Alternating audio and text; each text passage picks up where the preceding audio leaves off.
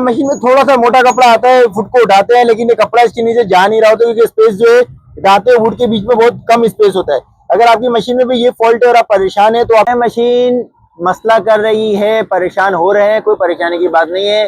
सिलाई गुरु में उमर भाई है, कमेंट सेक्शन में बताएं क्या फॉल्ट आ रहा है मशीन में, आपके लिए इंशाल्लाह जरूर वीडियो बनाएंगे।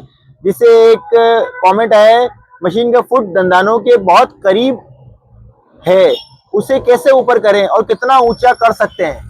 मशीन का जो फुट है ये दंदानों के बहुत करीब है, तो इसको हल करने का तरीकाकार हम आपको इस वीडियो में बताते हैं।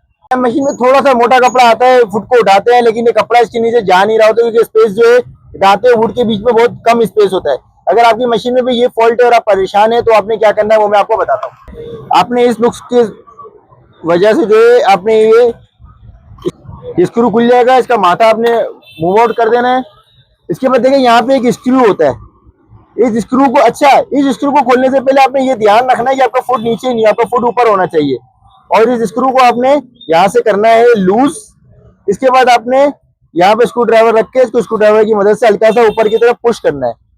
इसको इतना पुश करना है जैसे पूछा गया कमेंट के अंदर कि उमर भाई कितना पुश करना है, इतना पुश करना है कि ज्यादा पुश हो जाएगा अगर ऊपर तो मशीन कपड़े को सही आगे नहीं बढ़ाएगी, नॉर्मल पुश करना है। इसके बाद स्क्रू को आपने टाइट कर देना है, माथा जो इधर दोबारा से लगा देना है आपने, इस स्क्रू को आपने कर देना है टाइट। अब ये आपका कपड़ा जो है आसानी दिख जाएगा इसके अंदर और आपकी मशीन जो है बेहतरीन अंदाज में कपड़े को मूव ऑन भी करेगी। आपकी मशीन के ऐसे फॉल्ट आते हैं आप हमारी आईडी को फॉलो करें और हमें कमेंट सेक्शन में जरूर बताएं, हम आपकी मशीन का जो भी फॉल्ट होगा उसके ऊपर इंशाल्लाह जरूर वीडियो बनाएंगे।